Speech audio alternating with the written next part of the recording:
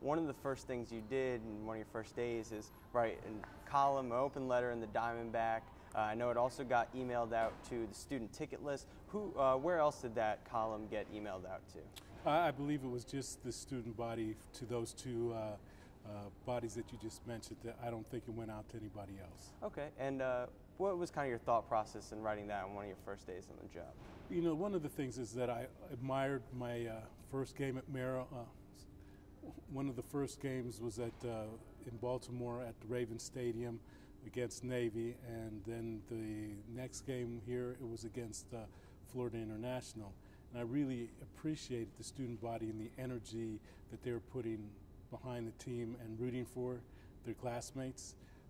However, I've received, and then I heard a couple cheers where profanity was used, and I think that our student body, very intelligent, very clever, and I think that we can root and have the kind of energy we need to support the team without using profanity. One of the things you said, I know there's lots of other issues. You know, you talked about the budget, I saw that recently, but you said this is one of the pressing issues we have to address now. What makes it such an important issue? Well, you know, the thing is that the portal of the university, like it or not, is through our football, basketball, and our athletic program. And so one of the things is that these events are being covered on national TV. And I would think that we want to be shown in our best light. And I think that the enthusiasm that our student body has and it creates, we want that to be seen nationally as what a great school Maryland is. And I think that we detract from it when we use profanity in our cheers and supporting the team. So that's my major concern is I want everybody to have fun. And I want everybody to enjoy what we do and how we do it. However, I do think, and I know I'm repeating myself, but I believe that we can do it in a manner in which we are very clever and unique, but we don't need to use profanity. Because I'll be honest with you, I've got a 12, a 10, and a 7-year-old at home, and I don't want them exposed to that. I try not to do that at home. My family, my wife, we try, and we don't like to use some profanity in front of our children. You know, they're a big part. My family's a big part of what we do here at the University of Maryland, and so I know there's a lot of other families, and there's a major concern that people will not bring their families and their children around if profanity is used in the nature that it has been, you know, presently and in the past. What kind of feedback, if any, did you get from writing that column in the Diamondback? You know, most of it was supportive. There were a couple people that thought I should be channeling my energies elsewhere, and then there were a couple people that showed me that there is unique ways of using profanity. So I mean, there were mixed results, but most of it was positive, and they agreed that, you know, I mean, again, our student body's clever, very smart, very energetic, and that the way that we communicate and the way that we support one another could be done without the use of profanity. And this was all student feedback, or? No, it was a mix. It was season ticket holders, it was from the alumni, and it was from some of the student body. Now, you mentioned you've been getting complaints and you've heard it yourself. Is it mostly the chants? Is it mostly, you know, what one person is yelling out at the field, or is it just kind of a mix of everything? You know, I think it's a mix of everything, and I think that, you know, my other experience here was the T-shirts in the parking lot when we played Duke, and there was a certain reference with the profane word on the T-shirts. You know, what I want to do though, and I want to clarify this, I've been at 4 or 5 other different schools, and it's not unique to Maryland. So, you know, I recognize that, but I'm the athletic director here. And, you know, I want to put our best foot forward as an institution. So I would just ask that, you know, we could start thinking of other ways to really channel this energy and do it in a constructive way where nobody's offended. Yeah, that was going to be one of my other questions. You know, is this a problem that is specific to the university or any worse here than any other school in the country?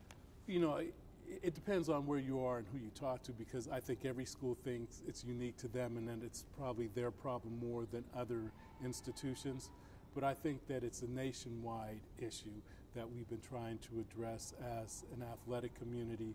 And so I want to focus on the University of Maryland because this is where I work, and this is the university that I'll be here for quite some time, and that I have a passion for and that I have a love for already. And so I want to make sure that we put our best foot forward, and I can't worry about other schools right now. We just need to worry about how we do it and what we do here. Now, obviously, you've made this, one of the things that you want to tackle in your early time here, but in all honesty, what can the administration, the athletic department do to curb profanity at games from students? Doing what we're doing now, trying to communicate the message and really asking people to cooperate. I mean, that's about as much as we can do. But the other thing is, and you brought up earlier, we do have some issues as far as financially supporting all 27 teams. And football and basketball is a big part of that. And so when I have families that won't come out to the game and purchase tickets because of this issue, it affects everybody, and affects the student body and their classmates, because now we're trying to figure out how we're going to support all these sports if we're taking a cut, and a major cut, in not having the kind of ticket revenue that we need to have. So, I mean, it all comes together at the end of the day, and that one has an extreme effect on the other. So that's the other thing I would like everybody to think about is that, if people don't come because of this, then, we might have to make and do some things differently that we don't want to do, because nobody benefits from that, and it hurts the entire student body. Now all this kind of goes into game day atmosphere for football games, for basketball games. How important is the game day atmosphere, that no matter what's happening on the field, on the court, that the game day, the atmosphere will bring people out? How important is that? It was very important. I mean, I walk the excuse me, I walk the lots and meet people that are tailgating. And I mean, this is one of the best places to see college football, basketball, volleyball, whatever we're competing again, and seeing the energy that are in the lots with the people tailgating. And then going out, and when we played Duke in football, my first football game against an ACC opponent at Byrd Stadium, and it was great to see the 10,000 students in the student body section, and them getting into the game and rooting on their classmates. So it's very important for the team and for us to have that kind of energy and support. And I mean, I can't thank the student body enough for coming out in those kind of numbers and supporting the teams and what we do. And it's a vital part of what we do with college athletics. So it's something that we need, and that I would like to see even more of. And if I could get more students out, that would be tremendous. So I'm encouraging everybody to be a participant and support our teams and how they root for them. Again, it's just a matter in which I think that we can do it in a more constructive way, and that's not using profanity. Now, just going back to what we were talking about a little bit earlier in terms of the issue here versus other schools, obviously this has been publicized in the media, national media here, earlier in the decade, long before you or even I were here. Does the media market that Maryland is in and the stage that it's on play a factor at all in how big of an issue this is? Well, I believe the larger media market you're in, it does become a bigger issue.